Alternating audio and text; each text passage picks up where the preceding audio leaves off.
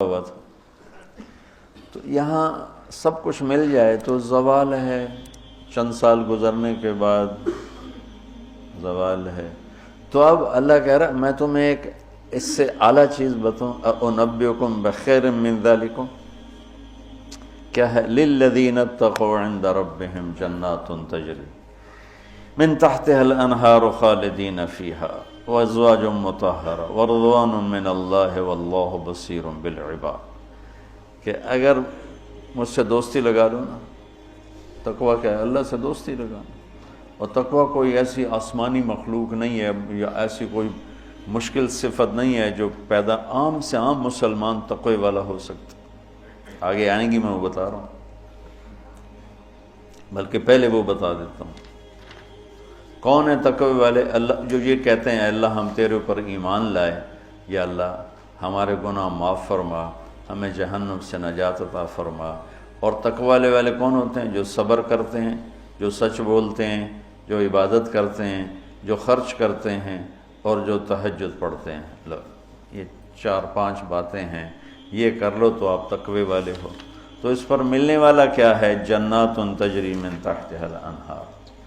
انسان جب سے پیدا ہوا ہے اور جب سے پروان چڑھ رہا ہے اور نسل در نسل آئیڈیل لائف کی تلاش میں، 18ویں صدی میں جب سائنس نے ایک دم آنکھیں کھولی اور انسان نے کائناتی علم دریافت کیے، تو ایک شور اٹھا کہ اب خدا کوئی نہیں ہے، اللہ کوئی نہیں ہے. یہ سارا سسٹمیٹک سسٹم ہے. تو ہم نے مادی طاقتوں کا راستہ دیکھ لیا ہے، ہمیں کسی خدائی جنت کی ضرورت نہیں، ہم دنیا کو جنت بنا دیں گے. یہ 18ویں صدی میں بہت انکار، اللہ کے انکار کی بہت ہوا چلی. پھر انسانی علم خود یہاں تک پہنچا کہ نہیں، اللہ کے انکار کے بغیر کائنات کا کوئی نہ سر ہے نہ پیر ہے، نہ توجیہ ہو سکتی ہے، نہ کوئی اس کے کسی سوال کا جواب ہو سکتا ہے. لہذا ایک خالق ضرور ہے جس نے اس کائنات کو پیدا کیا ہے. تو انسان، اچھا ایک بات پہلے میں جو میڈیکل سائنس کہتی ہے کہ انسان اپنے ذہن میں کبھی بھی ناممکن کی تمنا نہیں کر سکتا. آپ کو کسی ان پڑھ سے ان پڑھ ایک چھوٹی سی مثال، کدی 2 تے 2 5 ہو جان. کسی کو یہ تمنا کرتے دیکھا کدی 2 تے 2 5 ہو جان. ایک چھوٹی سی مثال عام فہم دی ہے، اس کو پھیلا دو. انسان کا کمپیوٹر ناممکن کو نہ سوچتا ہے نہ تمنا کرتا ہے، اندر وہ چیز جاتی نہیں. ناممکن کی تمنا نہیں پیدا ہوتی. پھر یہ زندگی کیوں چاہتا ہے؟ یہ کیوں چاہتا ہے موت نہ آئے، موت نہ آئے، موت نہ آئے؟ یہ کیوں چاہتا ہے جبکہ ناممکن کی تمنا اندر نہیں پیدا ہوتی؟ یہ مستقل صحت کیوں مانگتا ہے، لمبی عمر کیوں مانگتا ہے، ہر وقت کی جوانی کیوں مانگتا ہے، ہر وقت کی خوشی کیوں مانگتا ہے، جبکہ یہ ساری چیزیں ناممکن ہیں. اس جہان میں ہر وقت کوئی خوش نہیں رہ سکتا، ہر وقت کوئی صحت مند نہیں رہ سکتا، مستقل کوئی زندہ نہیں رہ سکتا. پھر یہ ساری خواہشیں جو ابھرتی ہیں یہ بھی بتلاتی ہیں کہ کوئی جہان ایسا چھپا ہوا ہے جہاں زندگی ہے، موت نہیں، آئیڈیل لائف ہے اور کوئی دکھڑا نہیں. یہ خود، یعنی میں آپ کو سائنس کے لحاظ سے بات بتا رہا ہوں، اس کی ہمیں ضرورت کوئی نہیں، لیکن ابراہیم علیہ السلام نے کہا تھا وَلَٰكِن لِيَطْمَئِنَّ قَلْبِي، کہ دل کے اطمینان کے لیے یہ بھی ایک دلیل ہے عقلی اور سائنسی کہ انسان ناممکن نہیں سوچتا. تو پھر کیوں سوچتا ہے جوان رہوں، خوشیاں دیکھوں، غم نہ دیکھوں، موت نہ دیکھوں، عالی شان گھر ہو، عالی شان سواری ہو؟ یہ کیوں دیکھتا ہے کہ ایک جہان موجود ہے جہاں یہ عالی شان زندگی موجود ہے. وہ کہاں ہے؟ عند ربہم، وہ اللہ کے پاس. جنت کہاں ہے؟ 7ویں آسمان اس کی بیس ہے، 7واں آسمان. اور 7ویں آسمان سے بنتی ہے اور یوں اوپر جاتی ہے. تو ایسا نہیں کہ وہ بلڈنگ اوپر جاتے جاتے جاتے عرش سے مل گئی، وہ بیچ میں سپیسز ہیں، یہ ایک جنت ہے، پھر ایک یہ ہے، ایک یہ ہے، ایک یہ ہے، ایک یہ ہے۔ عرش کے ساتھ جا کر جو جنت مل گئی ہے کہ اللہ کا عرش اس جنت کی چھت بن گیا ہے، وہ ہے جنت الفردوس۔ ان الذین آمنوا وعملوا الصالحات کانت لهم جنات الفردوس نزلا اولئک هم الوارثون یرثون الفردوس۔ تو فردوس اعلی جنت ہے۔ اللہ نے ساری جنتوں کو بنایا کن مطلب اللہ کو کن، اللہ کوئی بیٹھا کن نہیں آکھی جاندہ، یہ صرف ہمیں سمجھانے کے لیے ہے، اللہ کو تو کن کہنے کی بھی ضرورت نہیں ہے، لیکن میرے نبی کا فرمان ہے باقی ساری جنت بنی میرے رب کے امر کے ساتھ، اور جنت الفردوس کو اللہ نے بنایا اپنے ہاتھوں کے ساتھ۔ تو یہ دنیا اللہ نے جس دن بنائی ہے، جس دن، اس سے لے کر آج تک اس کو ایک دفعہ بھی محبت سے نہیں دیکھا، اور جنت الفردوس کو جس دن بنایا ہے اس دن سے لے کر آج تک روزانہ دن میں 5 دفعہ رحمت کی نظر ڈالتا ہے۔ اور جنت الفردوس کو ہاتھوں سے بنایا ہے تو وہ کیا چیز بنی ہوگی؟ ہاتھوں سے بنایا ہے، وہ کیا چیز بنی ہوگی؟ جس دن بنایا تھا اس دن سے لے کر آج، اور آج سے جس دن اس میں جانا ہے، آنے والا زمانہ بھی موجود ہے، گزرا ہوا زمانہ کوئی 25 ارب سال ہے، 30 ارب سال ہے اس کائنات کو بنے ہوئے، تو اگر اسی عدد کو لے لیں تو میرے نبی کا فرمان ہے کہ اللہ جنت الفردوس کو روزانہ دن میں 5 دفعہ اس کا میک اپ کرتا ہے۔ پہلے سے 5 دفعہ جس چیز کا میک اپ ہو وہ کیا چیز بنے گی؟ اچھا یہ تو دنیا ہے نا، چھوٹی چیز ہے، اس کا تو زیادہ میک اپ ہو نہیں، اس مسجد کا ہم میک اپ شروع کریں تو یہ چھوٹا سا حال ہے، سال 2 سال 3 سال میں ہم دنیا کے تارے توڑ کے لے آئیں تو بھی چند سال کے بعد کوئی جگہ ہی نہیں ہوگی بھی اب کہاں کیا چیز رکھیں۔ میں اس پہ حیران ہوتا ہوں، ایک لڑکی دلہن بن رہی ہے نا، تو وہ پارلر پہ اسے 1 گھنٹہ 2 3 4 5 6 7 8 لگا لو، اس کے بعد وہ کیا کریں گے؟ منہ ایڈا سارا، تو اب اس کے اوپر پورا ڈبہ تو نہیں ڈال دیں گے پاؤڈر کا، یا ساری سرخی اس کے منہ پہ مل دیں گے، تو وہ تو بھوتنی بن جائے گی بجائے دلہن میں۔ تو ایک لڑکی ہے، ایک لڑکا ہے، ایک گھر ہے، اس کی ڈیزائننگ ہے، اس کا میک اپ ہے، کسی کو چند گھنٹے لگیں گے، کسی کو چند سال لگیں گے، اور پھر ختم، کہ بس اس سے زیادہ نہیں ہو سکتا ہے۔ لیکن میں جب بھی سوچتا ہوں میں گم ہو جاتا ہوں، حیرت میں گم ہو جاتا ہوں کہ اللہ نے جنت الفردوس کی ہر چیز، تم نوجوان بیٹھو، حور ہی کہہ دیتا ہوں، جنت کی حور کو اللہ نے پیدا کیا امر کن، باقی جنتیں، اور جنت الفردوس کی حور کو پیدا کیا اپنے ہاتھوں سے پیدا کیا۔ تو کن اور حادثے کا کتنا فرق ہے۔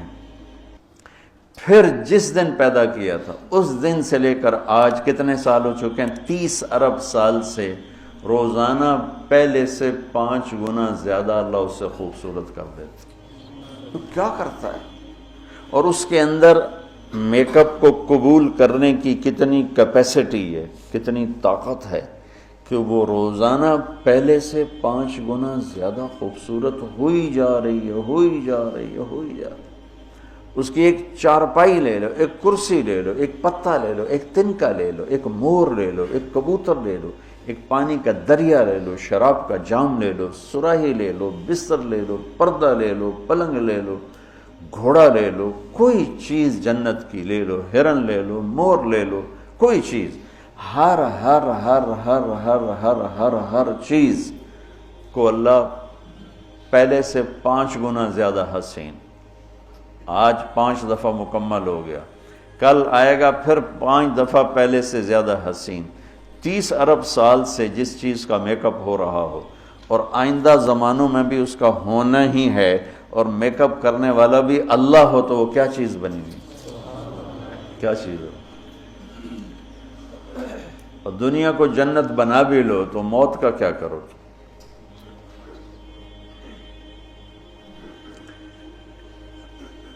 ایک آدمی نے بہت عالیشان بنایا اپنا گیٹ گھر، تو میں اس کے ساتھ جا رہا تھا تو مجھ سے کہنے لگا مولانا صاحب اتنے ہی ویکھو اسی تو اتنے روپیے لا چھڑیں تسی ویندے ہی نہیں پے ہو، دیکھو میں نے کیا بنایا ہے۔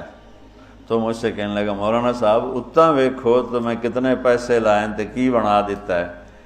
تو میرے بولنے سے نا پہلے خود ہی بول پہ پر مصیبت ہے مر جاونا ہے چھڑ جاونا ہے، ساتھ ہی پر مصیبت ہے مر جاونا ہے چھڑ جاونا۔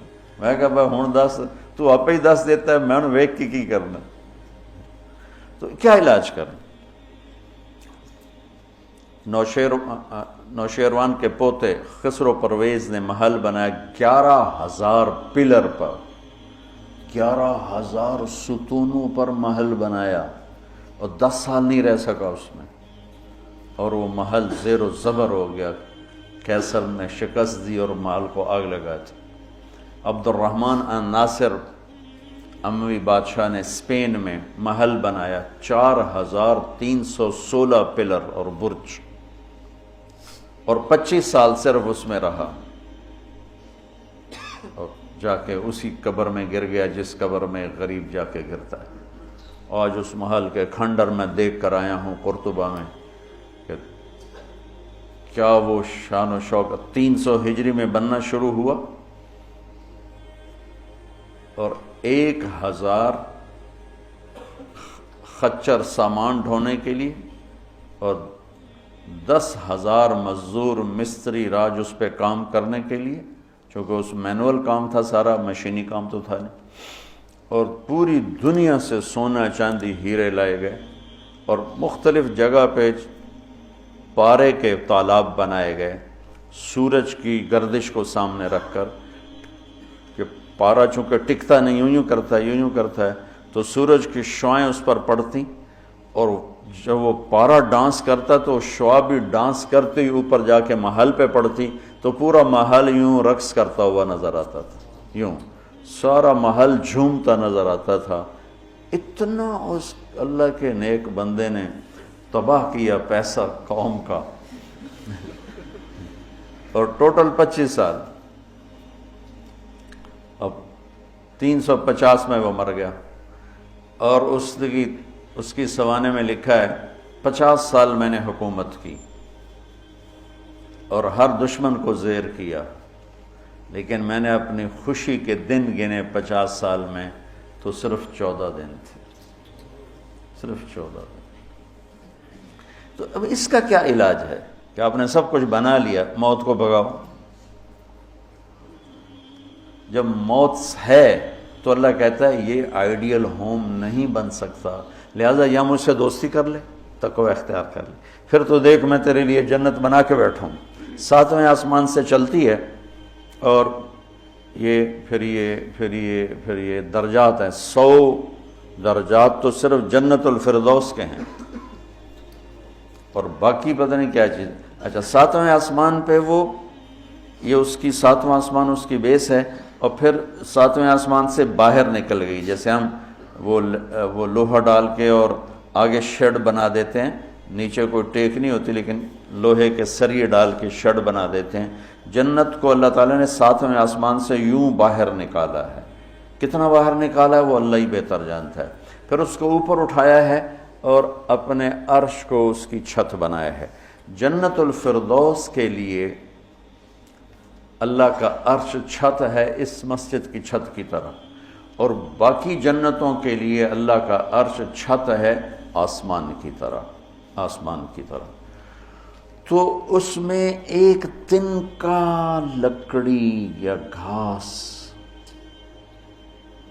وہاں کا تنکا بھی سونے چاندی سے بنا ہوا ہے، یہاں کے درخت لکڑی کے۔ ایک کہنے لگا سونے چاندی سے پھل کیسے آئے گا؟ میں نے کہا لکڑ تو پھل کیوں آ جاتا، یہ کوئی ہے عقل میں آنے والی بات کہ لکڑی سے پھل نکل ہے؟ لیکن چونکہ ہم ہر وقت دیکھتے رہتے ہیں تو وہ ہمارا ذہن اسے قبول کر چکا ہے. ورنہ کوئی عقل کی بات ہے کہ لکڑی میں سے آم نکل آتا ہے اور لکڑ میں سے انگور نکل آتا ہے, چھوٹی سی بیل میں سے اتنا بڑا تربوز نکل آتا ہے. یہ کیا چکر ہے؟ زمین پر پڑے پڑے پڑے پڑے پڑے اتنا ہو جاتا ہے. وہ کہتے ہیں کوئی فلسفی جا رہا تھا تو اس نے دیکھا اتنا بڑا تربوز زمین پہ پڑا ہوا اور آم لگے ہوئے درخت پر, تو کہنے لگا ایک ہی گل ہوئی, چھوٹے چھوٹے اتلا دیتے ہیں وڈے نو ہیٹھاں پاتا ہے. تو ابھی اسی سوچ میں تھا تو ایک کام ٹوٹ کے اس کی ٹنڈ پہ لگا, کہنے لگا سمجھ آ گئی یہ میرے اتنے ہندوانا ڈاندا تو میرا کی حال ہے,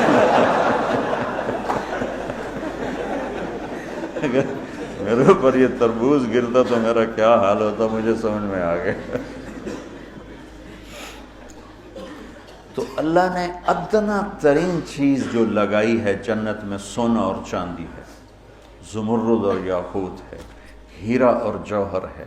اور میں نے ملکہ برطانیہ کے محل میں دیکھا, اس کے تاج میں, ان کے محل میں عجائب گھر بنا ہوا تو ان کے تاج میں لگا ہوا تھا کوہ نور. لیکن اب اس کی وہ شان و شوکت نہیں رہی, چونکہ کاٹ کے تاج میں لگایا اور پھر 3 ٹکڑے کر کے آگے ایک پٹی میں رکھا ہوا تھا. یہ پورا جب ہیرا تھا تو دیوگری جنوبی ہند کی ایک ریاست تھی, اسے علاؤ الدین خلجی نے فتح کیا. تو جب مال غنیمت کے لیے خزانے کا دروازہ کھولا گیا تو اس میں یہ ہیرا پڑا ہوا تھا. تو علاؤ الدین خلجی کے منہ سے بے ساختہ نکلا کوہ نور, یہ تو نور کا پہاڑ ہے. تو اس سے اس ہیرے کا نام ہی کوہ نور پڑ گیا. تو پھر جب انگریزوں نے فتح کیا ہندوستان کو تو پھر ملکہ برطانیہ کے لیے اسے جہاز کے ذریعے سے وہاں لندن پہنچا دیا گیا. یہ دنیا کا سب سے بڑا ہیرا تھا, ہو سکتا ہے اب اس سے بڑے ہوں, لیکن جنت کے کسی بھی لباس میں, تاج میں, گلاس میں, سراہی میں, میز پر, کرسی پر, بستر پر, مسیری پر, پلنگ پر, دروازے پر, کھڑکی پر جو موتی ہیرے جڑے ہوئے ہوں گے, اس میں سب سے چھوٹا موتی یا ہیرا یا نیلم یا زمرد یا پکھراج, جو بھی تم نام لے لو جو آج دنیا میں قیمتی پتھر پائے جاتے ہیں, اس کو لا کر یہاں ٹیبل پر رکھ دو, وہ اتنا سارا ہو تو میرے رب کی قسم یہاں سے آسمان تک روشنی پھیل جائے گی اور خوشبو پھیل جائے گی, خوشبو پھیل جائے گی.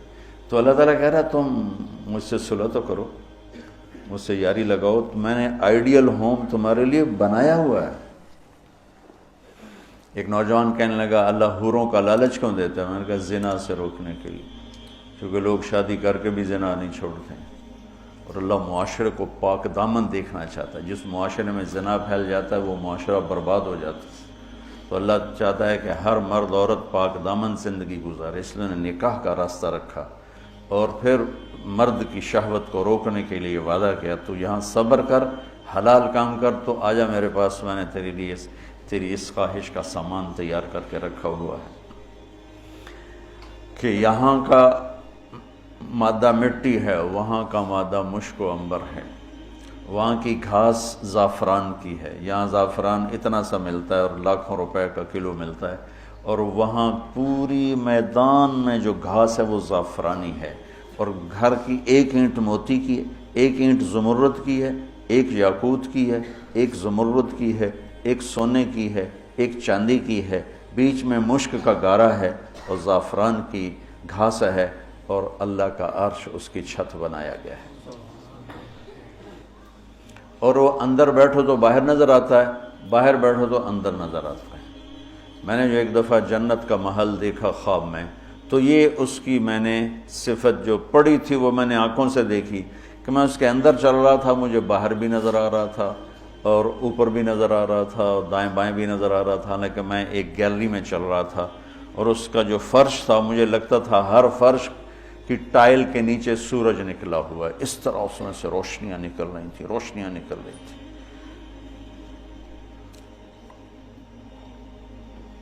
میں حور کو بیان کرتا ہوں جو ابن القیم نے لکھا ہے, لیکن جو میں نے دیکھی ہے وہ میں بیان نہیں کر سکتا. میں اب بھی دیکھ رہا ہوں,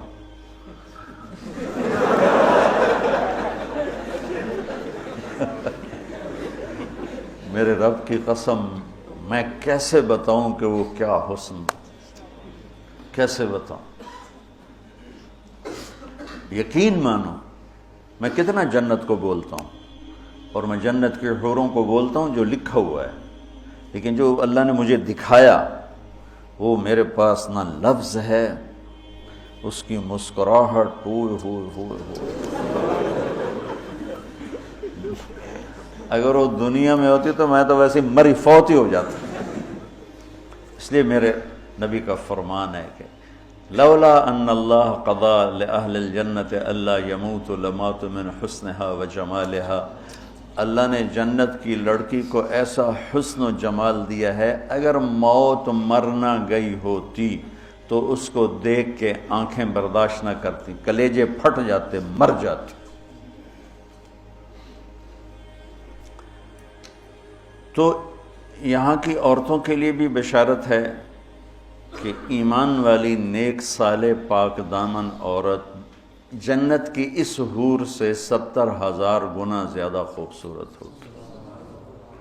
70,000 گنا کا مطلب ہوتا ہے لا محدود۔ ایک دفعہ حضرت ام سلمہ نے پوچھا یا رسول اللہ، نساء الدنیا افضل ام نساء الجنہ؟ دنیا کی عورتیں افضل ہیں یا جنت کی عورتیں؟ آپ نے فرمایا بل نساء الدنیا۔ ام سلمہ دنیا کی عورت؟ تو انہوں نے کہا یا رسول اللہ وہ کیسے؟ یعنی ہم تو مٹی سے بنی ہیں اور گندگیوں میں بھری ہیں، اور وہ تو مشک عنبر زعفران کافور سے بنی ہیں، پاک پاکیزہ ہیں۔ تو آپ نے فرمایا ام سلمہ بصلاتہن وصیامہن وعبادتہن للہ عز وجل۔ ام سلمہ یہ ان دنیا کی عورت نماز پڑھتی ہے، روزہ رکھتی ہے، اللہ کی بندگی کرتی ہے، اس وجہ سے اللہ البس اللہ وجوہہن النور، اللہ ان کے چہروں پہ اپنا نور ڈالے گا، وَأَجْسَادَهُنَّ الْحَرِيرُ، اور ان کے جسم کو ریشمی لباس سے سجائے گا، وَأَمْشَاطُهُنَّ الذَّهَبُ، اور ان کی کنگھیاں سونے کی بنائے گا، وَمَجَامِرُهُنَّ الْأُلُوفُ، یہ میں نہیں دکھاتا یہ جو عود ہے الوف، یہ پڑھن ایسا میں بیچارہ ماٹھا عود ہے، وہ تو جنت کا عود ہوگا، مجامر۔ کوئی دینا کوئی چیز پکڑنے کے لیے، یہ ٹیشو پیپر دے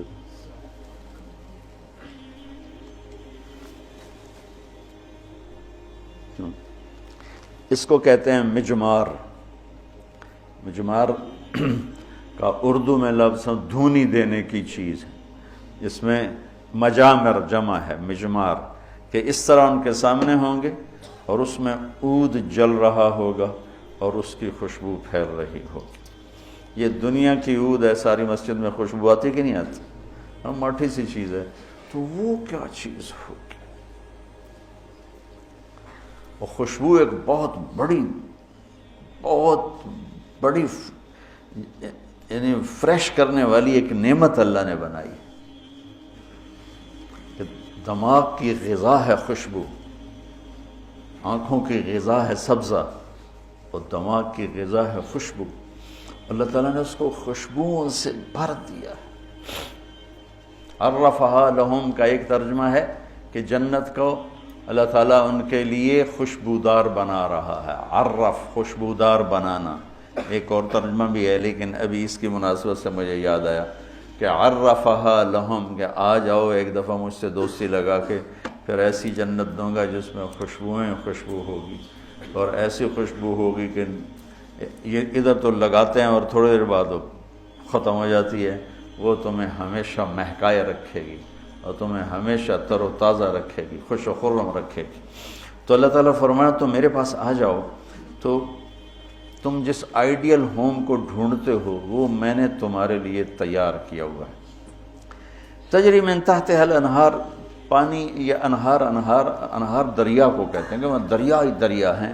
اصل میں یہ دریا وہ ایک کنایہ ہے، یہ ہے اس کے لیے خوبصورتی کے لیے کہ پانی سے حسن آتا ہے۔ لوگ سردیوں میں گرمیوں میں مری جاتے ہیں، ناران جاتے ہیں، لورالائی نہیں جاتے، فورٹ منرو نہیں جاتے، وہ بھی ٹھنڈا ہے، لیکن وہ اتنا ویران ہے کہ اس پہ سبز نام کی شائی کوئی نہیں. اور کیوں نہیں ہے کہ پانی کوئی نہیں؟ پانی نہ ہونے کی وجہ سے کالے پہاڑ ہیں. مری ناران کاغان میں پہاڑ سرسبز ہیں کیونکہ وہاں پانی بہت زیادہ ہے. تو انہار انہار انہار، یہ اشارہ ہے خوبصورتی کی طرف. اور انہار دریا سے حدیث ایک یاد آ گئی، وصف الجنہ فی وصف الجنہ، یہ ایک مسقطی عالم کی لکھی ہوئی کتاب تھی، مجھے اچانک یاد آ گئی کہ وہ دریا میں ان کے بحری جہاز چلیں گے، ایک ایک جہاز اتنا بڑا ہوگا کہ پوری دنیا اس کے مقابلے میں حقیر ہوگی. دنیا پوری 24,000 کلومیٹر کی دنیا اس جہاز کے سامنے حقیر ہوگی. تو جب وہ اس جہاز پہ چڑھیں گے سیر کرنے کے لیے تو وہاں ان کے لیے الگ بیویاں ان جہازوں میں ہوں گی اور ان کو مچھلیاں گھیر لیں گی چاروں طرف سے. تو ان کو سلام کر کے کہیں گی اللہ کے دوست مجھے کھاؤ گے؟ وہ کہے گا کھاؤں گا. تو وہ پوچھے گی مچھلی کباب کھاؤ گے سالن کھاؤ گے؟ تو وہ کہے گا اتنے تو آؤ اندر ہی گلاں کیتی جان. تو پھر وہ چھلانگ لگا کے اوپر آ جائے گی. تو موت تو ہے نہیں، تو وہ کہے گا کباب کھلاؤ، تو وہ یوں کرے گی تو ایک کندھے سے کباب نکل کے سامنے آنا شروع ہو جائے. کہے گا سالن دے، تو یوں کرے گی. تو میں یہ بنگلہ دیش میں حدیث بیان کرتا ہوں، بہت مزہ آتا ہے کیونکہ بنگالی بڑے خوش ہوتے ہیں. ان کی غذا مچھلی ہے نا. ایک دفعہ پہلوانوں کو اکٹھا کیا ہم نے. زندگی میں پہلی دفعہ میں نے پہلوان اتنے دیکھے، اور پہلی دفعہ ان سے میں نے بات کرنی. میں پریشان، یا اللہ میں ان سے کیا بات کروں، سارے انج کر کے اڈی اڈی کنی، اڈے اڈے سر تے کان کسی دا این کسی دا این کسی دا این. تو انج کر کے پے ہوئے، یا اللہ میں انہاں بلائی نو کی گل کراں، انہاں دی کھوپڑیاں کتوں گل جاؤں. کبھی زندگی میں پہلوانوں سے بات نہیں کی. تو بڑا پریشان بڑا پریشان. ظہر کی نماز کے بعد بیان تھا، مونی روڈ وہ پہلوانوں کا اکھاڑا ہوتا تھا. خیر نماز ظہر کی ہو رہی تھی تو نماز کے دوران اللہ نے نا میری راہبری فرمائی. مجھے ایک حدیث یاد آ گئی.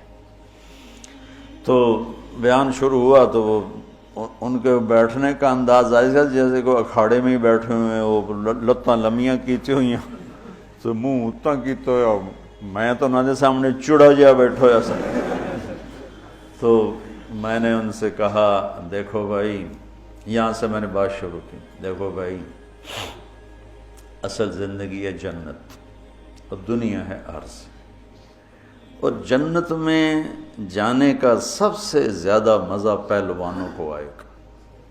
وہ سارے ذرا این ہو گئے،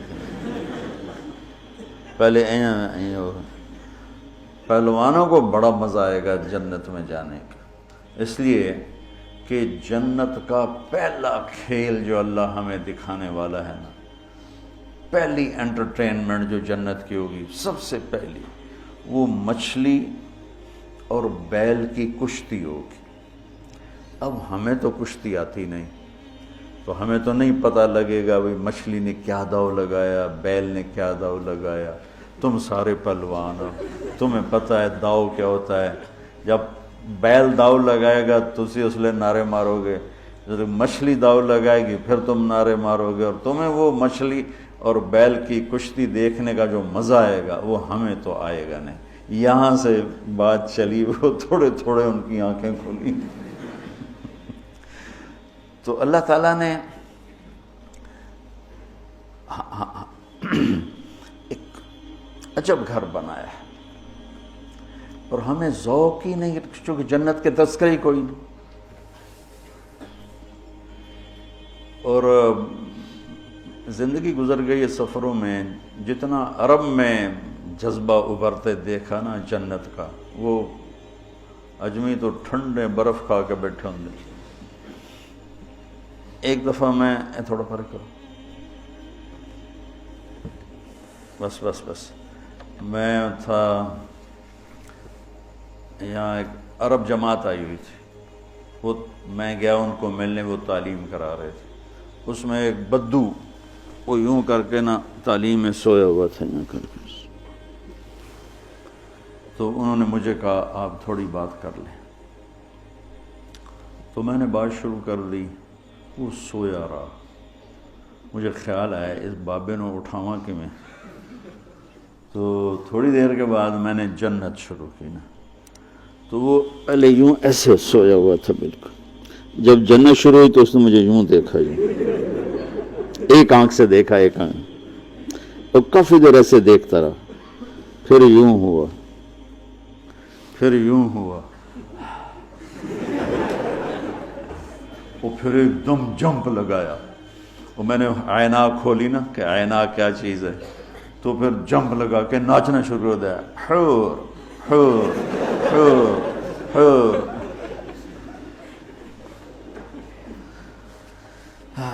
تو میرا رب کہتا ہے دوستی لگا لے، گھر تیار ہے، یہاں سونے چاندی کا گھر بھی چھوڑ کے ہی تو جاؤ گے نا، اور وہاں وہ گھر بنایا ہے جسے چھوڑو گے نہیں، ہمیشہ رہو۔